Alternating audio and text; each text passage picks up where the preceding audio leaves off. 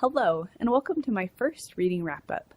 This week I read 3 books, which is quite exceptional, I know. Yeah, it was a bit out of the normal, but I had a good time. The first book that I'd like to talk about is Beach Reads by Emily Henry. I gave this book 5 stars. It's a fun, fast-paced romance novel. Now I'm embarrassed to admit that I put my earbuds in, I tuned out the world, and I listened to this book in just one day. It has beautiful themes, excellent characters, and fun banter. This book is about a young woman named January Andrews who learned that her father had just passed away. At his funeral, she learns that her father had been having an affair with another woman and that he had another home on the shores of Lake Michigan.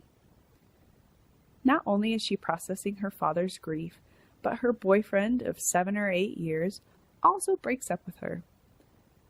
Feeling lost, confused, and having a major case of writer's block, January moves into her father's house to sell furniture, clean things up, and get it ready to be sold.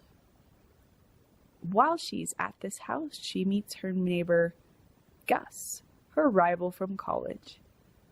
Yes, you can see where this one's going. But this book, like all other Emily Henry books, is about more than just the romance. And I love that. I really think you're going to enjoy Beach Reads, and I hope you give it a try. The next book I read this week was another 5-star novel. The Merciful Crow by Margaret Owen is the first in a duology.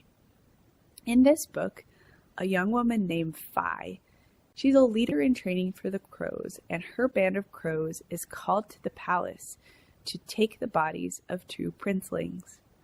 She is then requested to save the prince's life from the evil queen, Roshana. Something like that.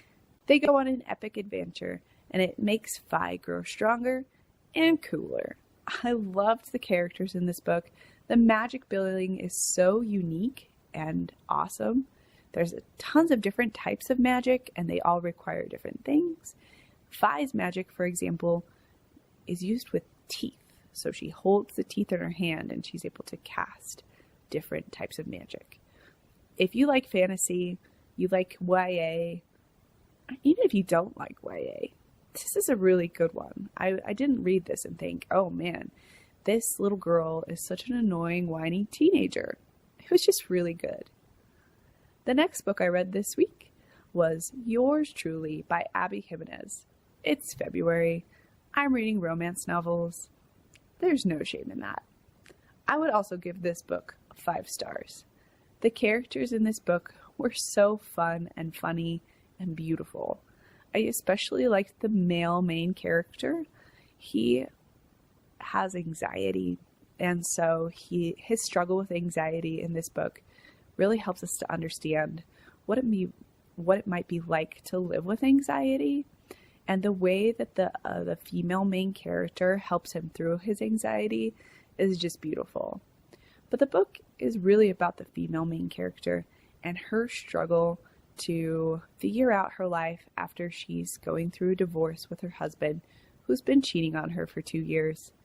Now, this book has many interesting themes. It discusses, of course, romance, but also anxiety, as I just mentioned, grief, and also she also has a brother who's dealing with an autoimmune disorder, and she has to take care of him. So she's grieving her marriage, and she's having to take care of somebody other than herself. So a lot of great themes, beautiful romance, and there's letter writing.